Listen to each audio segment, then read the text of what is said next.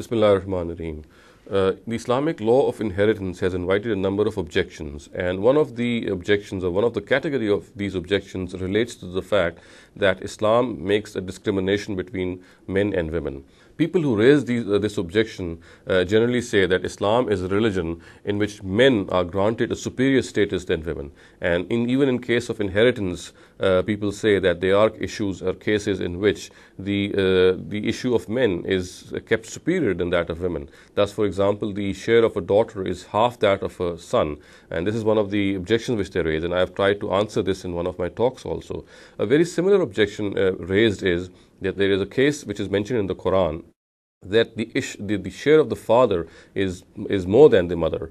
Now, this is made a case in point, and an objection is raised on this basis that this is another area in which Islam discriminates between men and women. It grants the father more share than the mother. So therefore, they conclude that Islam is a religion in which women are given a secondary status to men. Now, if we analyze this objection, we can see from the Quran that as far as the Quran is concerned, the Quran says that the underlying scheme which governs this distribution of shares is the benefit which an heir carries for the deceased person. The more this benefit, the more his share or her share. And the Quran also, and the Almighty also has detailed out in the Quran that this closeness of benefit cannot be diagnosed by human intellect. So therefore, the Almighty has taken upon himself to tell mankind what this extent of benefit is, how close a daughter or a son to a deceased person is, how close is a particular spouse or a particular wife or a particular father or mother is for the deceased. And this is something which only the Almighty could have told us, because the Almighty has said that a person or a human being has no means to know how close this benefit an heir carries for him.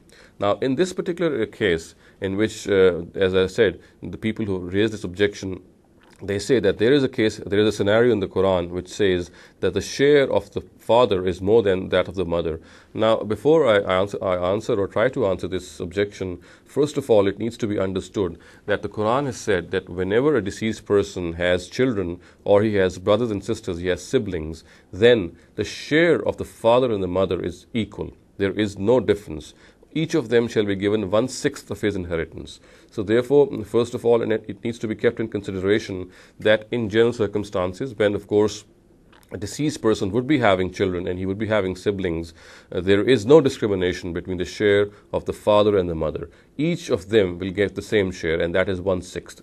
However, there is a scenario which the Quran has discussed, and as per this scenario, if the deceased person does not have any children, and he also does not have any other heirs, and his only heirs are his parents, وَوَرِثَهُ أَبَوَاهُ, as the Quran says, his only heirs are his parents.